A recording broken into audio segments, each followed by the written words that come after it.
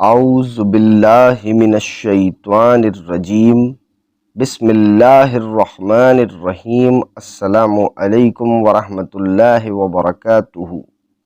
بیوی کو وہ مقام دیں جو اسلام نے دیا ہے۔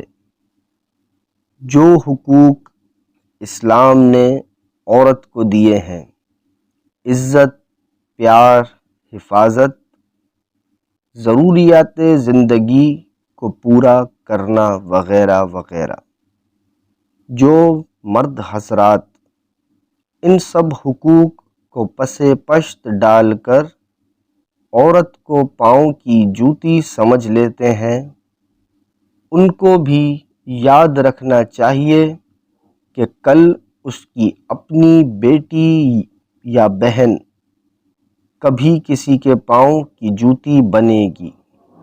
اپنی بیٹیوں کے اچھے مستقبل کے لیے آج خود کو بدلیے، اپنی بیوی کے حقوق ادا کیجیے، کل آپ کی بیٹیوں بہنوں کے حقوق ادا ہوں گے۔